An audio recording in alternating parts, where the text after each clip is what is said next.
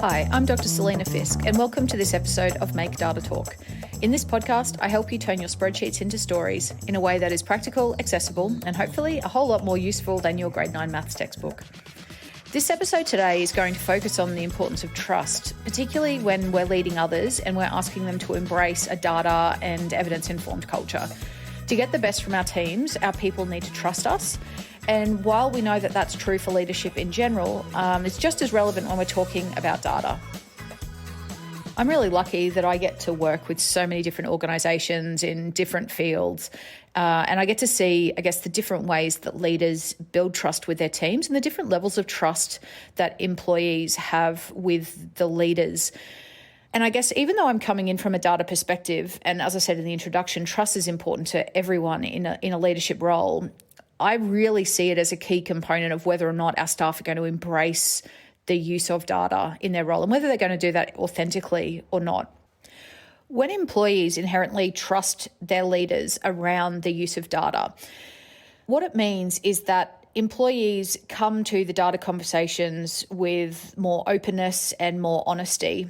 And leaders build trust because they make it really clear about how they intend to use the data with their people, what the purpose of it is. They're really upfront with that. They might have created some team norms or organisation norms around the conversations with data.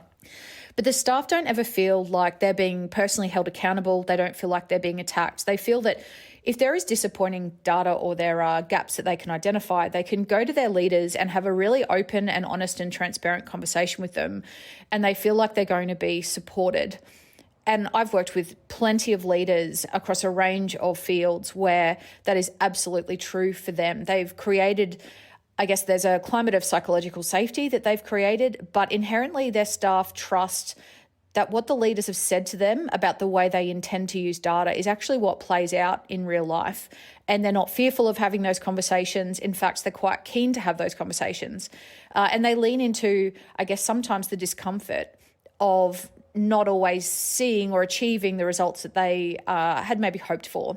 And we know that despite our best efforts, the data doesn't always reflect the intense effort we've put in. It doesn't necessarily reflect the huge amount of resources or time that we've invested. And so we ideally want people that are prepared to have an open and honest conversation with their leaders about that data so that we can actually learn from it and move forward, as opposed to people who are maybe a bit fearful about what might happen to them. And so they maybe try and hide or mask that data, or they try and keep it away from their leader. So a bad example of this is, I've just alluded to a little bit, where the data is really locked down, it's protected, and staff feel like they have to almost hide or shield those results from their leaders because ultimately they fear the consequences or the implications of that coming to light and of that information surfacing.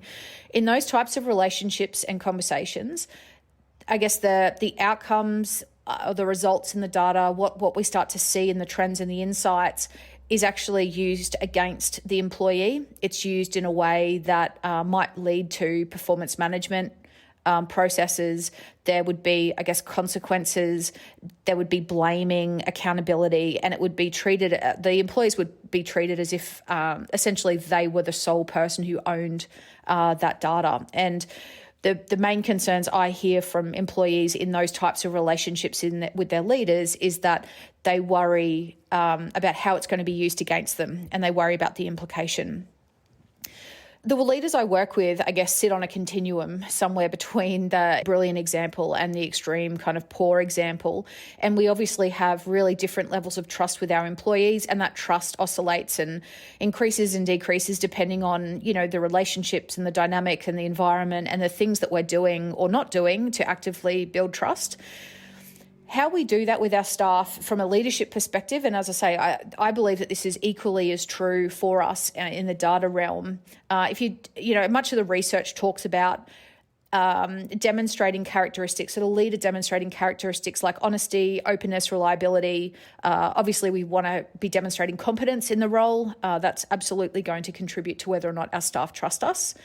We need to be consistent. We need to have integrity. We obviously need to have concern for our members of staff, and we need to communicate, and we need to kind of share responsibility with our staff and, celebrate their wins and celebrate the good things that they're doing. One of the ways of building trust that I often refer to is the work of Brené Brown and her braving acronym. So she talks through her braving acronym is B is boundaries. So setting and having your own boundaries for you, but also the boundaries around the way you treat and let other people in. Number 2 is reliability.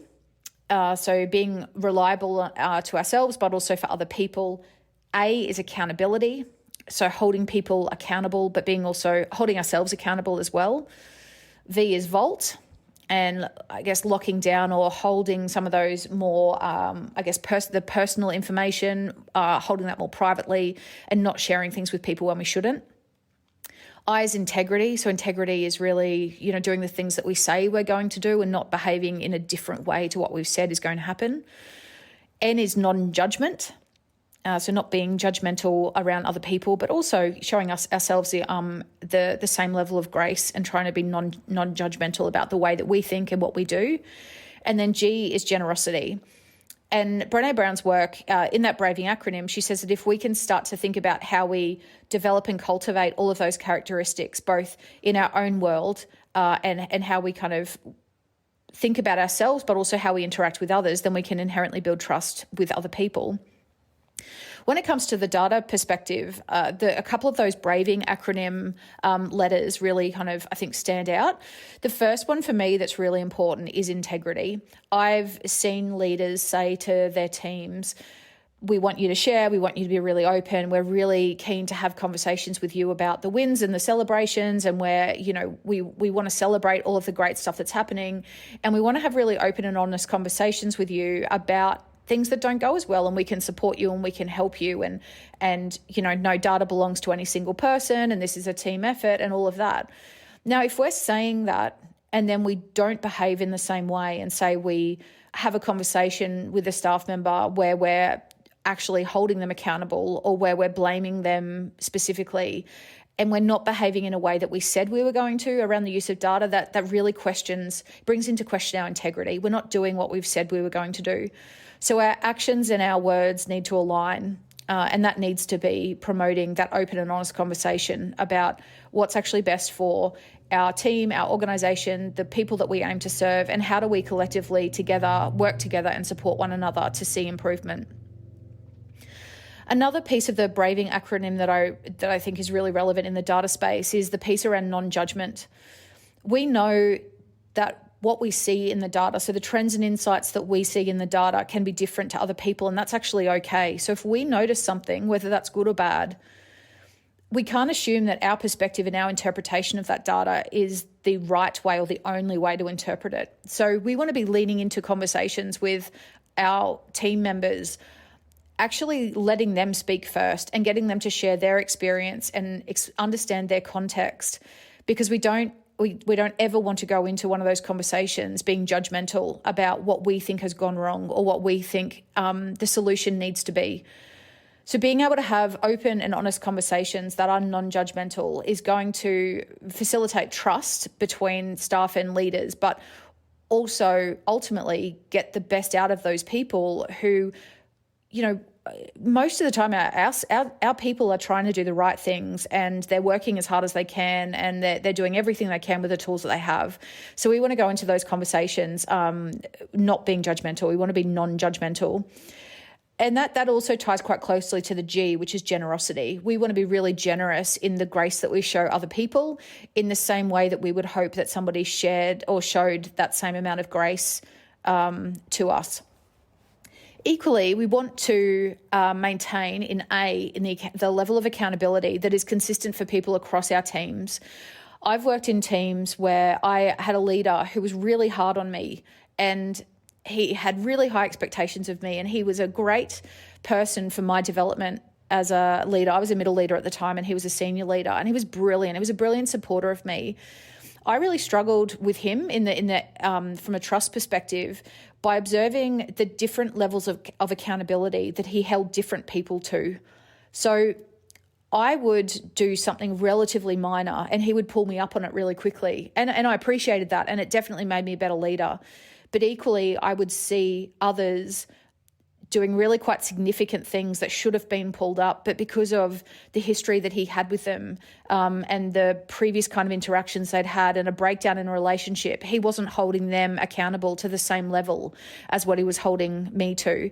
And while I benefited from that in many ways, it brought in questions about how much I trusted him, because I could see really inconsistent messaging. So when we do have those conversations that are a little bit tricky, we want to make sure that they are quite equal across our teams. And we want to make sure that we're asking and expecting the same things of all the members of our team. We don't have higher or kind of lower, potentially, expectations of different people that we work with. As I'm talking, if this is something that you're thinking, maybe could do with a little bit of focus, or you want to do a bit more thinking about, I'd also encourage you to go and listen to Frei. It's Frei, her TED Talk on how to build and rebuild trust. And again, she speaks about this from a leadership perspective. But I think it's equally true when it comes to data. She talks about 3 things that we can, I guess, actively cultivate that contribute to whether or not our people trust us. And 2 of them, I think, come up a fair bit in the research. So authenticity and empathy would be absolutely no surprises to you that they contribute to whether or not people trust us, or to the level of trust that they have in us.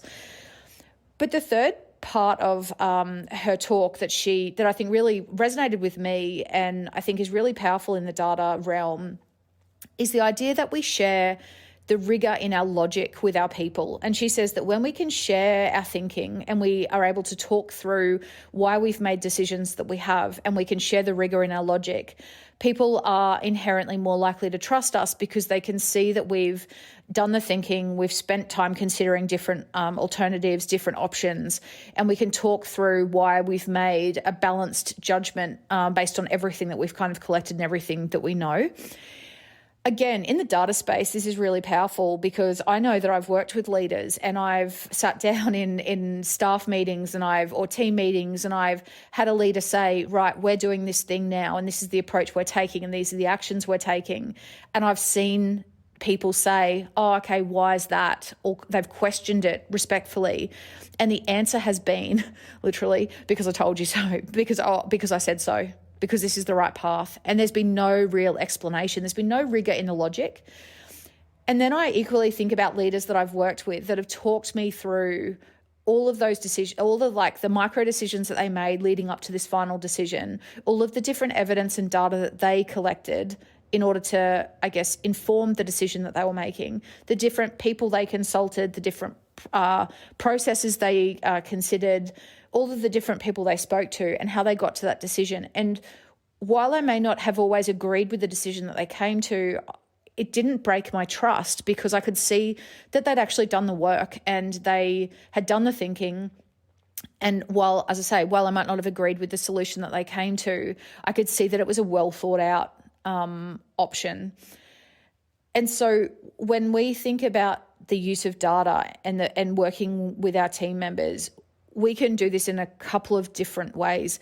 We can, when we're having conversations with our people, we can talk through why we want to talk about particular things. We can share, the process of the analysis that we've gone through to get to the conclusions that we've potentially drawn. And this could be good conclusions. It could be really positive. It doesn't always have to be deficits. But going through that process of modeling that and sharing that with our people will absolutely build their trust. In saying that more broadly, I think it's really good advice from Frances Frei for any leader. Whenever we're sharing ideas with our people, there's so much power in going back through that process and explaining, this is the gap potentially that we've seen. This is the thing that we've been trying to solve. This is all the work that we've done, the research we've done, the people we've consulted. These were all of the options we considered. We've come to this conclusion and this idea as an outcome or a next step or a solution for all of these reasons collectively. And that, for me, as I say, it's one of those TED Talks I've watched where there's that one little nugget, that insight that's come out that really resonated, because I've seen leaders do this really well and also really poorly. I hope this episode has given you an opportunity to reflect on the level of trust that your people have with you and opportunities you might have to actively cultivate more of a culture of trust, and to think about how you can use data with your people and for your people in a highly effective way. Thanks so much for joining us this week on this episode of Make Data Talk. Feel free to share this episode with other people in your team if you feel that it would be useful for them. And if you want to stay connected and get some of my very irregular email updates, you can join my newsletter at selenafisk.com. Thanks so much. Take care and look after yourself.